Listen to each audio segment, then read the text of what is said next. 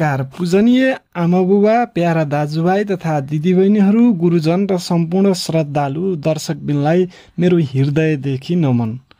म आज एक अत्यन्तै महत्त्वपूर्ण धार्मिक तथा ज्योतिषीय विषय लिएर तपाईहरूमाझ उपस्थित भएको छु। दियो बाल्दा देखिने सङ्केतको अर्थ।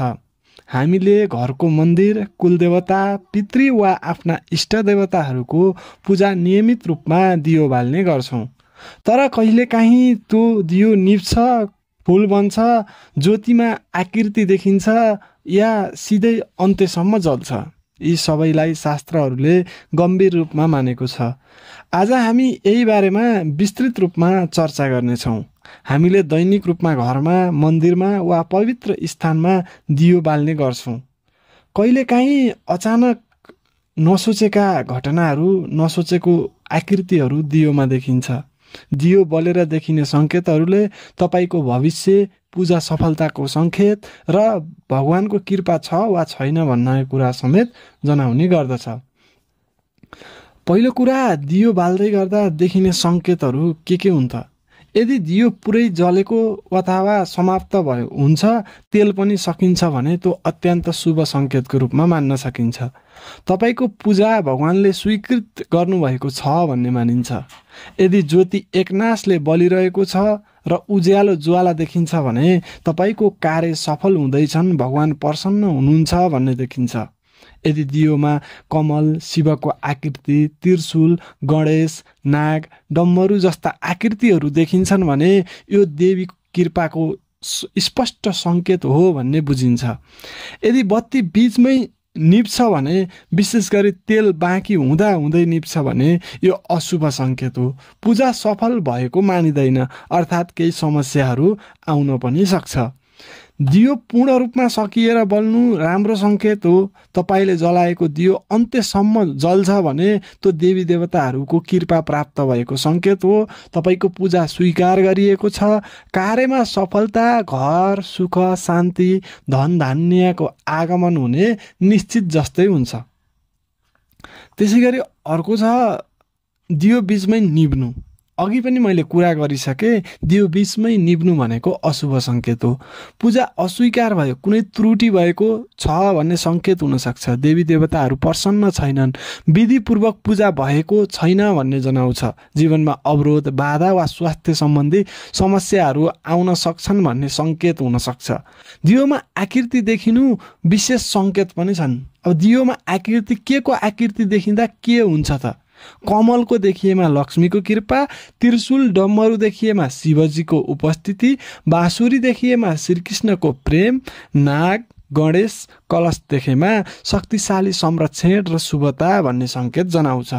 यो सबै सङ्केतले बताउँछ कि तपाईँको पूजा अत्यन्त गहिरो भावनाबाट भएको छ र भगवान प्रसन्न हुनुहुन्छ। फुल बन्दा वा आकृति देखिँदा के गर्ने? एउटा कुरा सुन्नुहोस् है, यदि तपाईँले दियो बालिरहनु भएको छ, त्यसमा चाहिँ तपाईँले दियो बाल्दै गर्दाखेरि फुल बनेको वा आकृतिहरू देख्नुभयो भने के गर्नुपर्छ त? फुल वा आकृति बनेको देख्नुभयो भने धन्यवादपूर्वक भगवानलाई स्मरण गर्नुहोस्। इच्छा पूर्ण हुने कामनासहित फेरि दीप प्रज्वलन गर्नुहोस्। यदि त्यही समयमा हो भने मन्त्र जप गर्नु अझ प्रभावकारी हुन्छ। अर्थात् तपाईँले त्यो बेलामा आफूलाई के आफ्नो इच्छा के छ, के पुरा भइदियोस् भन्ने छ, त्यो कुरा चाहिँ त्यो समयमा भगवानको सामु तपाईँले भन्न सक्नुहुन्छ। त्यसै गरी अर्को छ निभेको दियो वा बाँकी तेल के गर्ने? अब हामीले बत्ती बाल्दै गर्दाखेरि कहिलेकाहीँ बाती रहन्छ, कहिलेकाहीँ तपाईँको तेलै पनि रहन सक्छ। बाँकी रहेको बत्ती वा तेललाई फोहोरमा कहिल्यै पनि फाल्नु हुँदैन, यो कुरा याद गर्नुहोस्। यदि बाँकी रहेको तेल छ वा बाती छ भने त्यसलाई फोहोरमा कहिल्यै फाल्नु हुँदैन। बचेका बातीहरूलाई फोहोरमा फाल्नु हुँदैन। माटोको भाँडामा जम्मा गर्नुहोस्। कपुर, ल्वाङ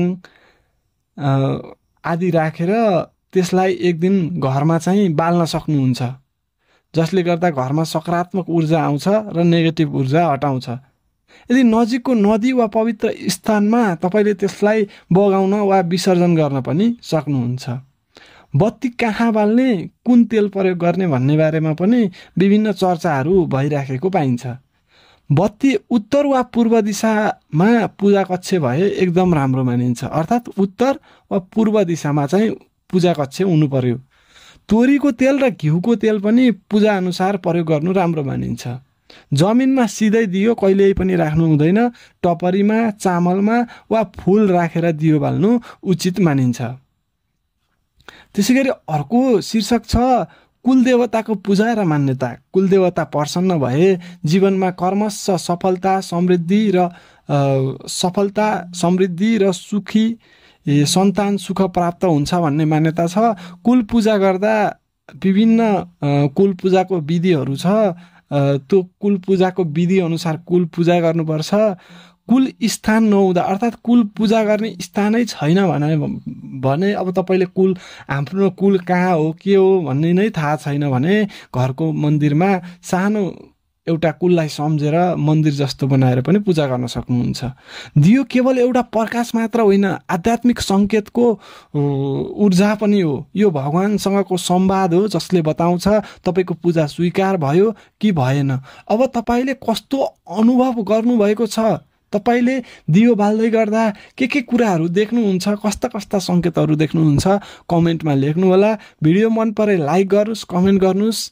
हाम्रो एस्ट्रो टिप्स च्यानललाई सब्सक्राइब गर्न नबिर्सिनुहोस्। साथीहरूलाई पनि सेयर गर्नुहोस् ताकि उनीहरूलाई पनि ज्ञान मिलोस्। हर हर महादेव, जय शम्भु, ओम नमः शिवाय। अर्को भिडियोमा आउनेछु भन्दै आजको भिडियोबाट बिदा हुन चाहन्छु। हस्त, धन्यवाद, ओम नमः शिवाय।